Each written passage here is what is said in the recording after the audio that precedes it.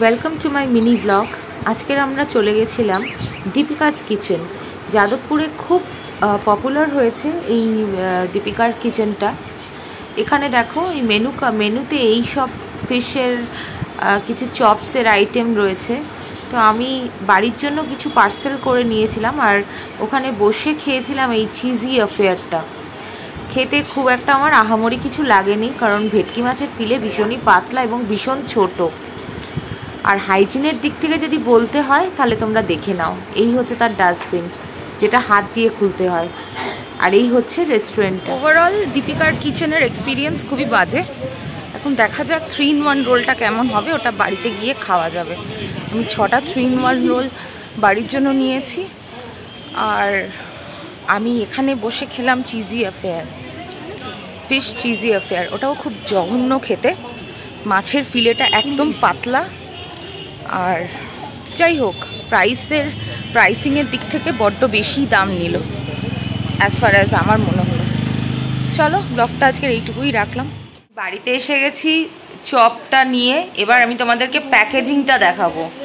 1100 টাকার চপ কিনেছি, তার প্যাকেজিংটা একবার শুধু দেখো তোমরা। দেখতে পাচ্ছ একটা খুব সাধারণ একটা পলি প্যাকেটে প্যাকিং করে দিয়েছে। ভিতরে এই যে অ্যালুমিনিয়াম ফয়েলের মধ্যে দেওয়া আছে চপগুলো।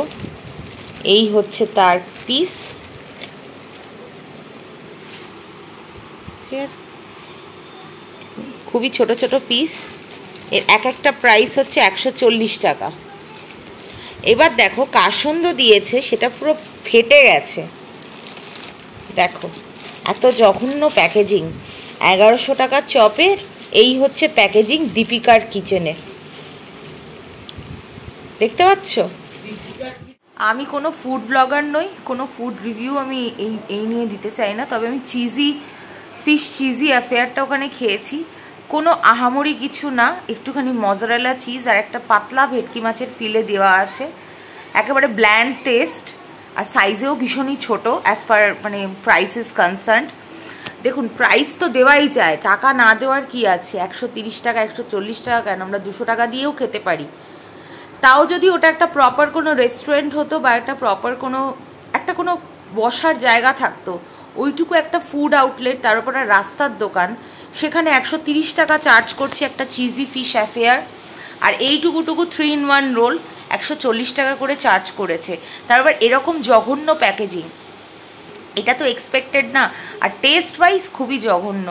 সুতরাং আমি সবাইকে রেকমেন্ড করব, ডোন্ট গো ফর দীপিকাস কিচেন। আমি যাদবপুরে থাকি, এই ফুড ব্লগারদের দেখেই আমি ভাবলাম যে খেয়ে একবার টেস্ট করে দেখি যে কেমন, বাট জঘন্য। তার মানে বুঝতেই পারছো, যেগুলো ফুড ব্লগার যারা রিভিউজ দেয় যে অসাধারণ খেতে, দুর্দান্ত ফিলিং রয়েছে, অরিজিনাল ভেটকি, বাট সবই মিথ্যে। এটাই হচ্ছে ফ্যাক্ট, আমার নিজের পার্সোনাল এক্সপিরিয়েন্স। এখন ভাবছি 1100 টাকা ইনভেস্ট না করে এর চেয়ে তো 1 কিলো পাঁঠার মাংস বাড়িতে এনে রান্না করে খাওয়াটাই বেটার ছিল। সুতরাং এইসব মানে কি বলবো, বুজরুকির দিকে লোকে যাতে না পা বাড়ায়। এই ফুড ব্লগার যা বলে সবটাই মিথ্যে, জঘন্য ফুড কোয়ালিটি। ব্যাস এটাই বলার ছিল। Thank you.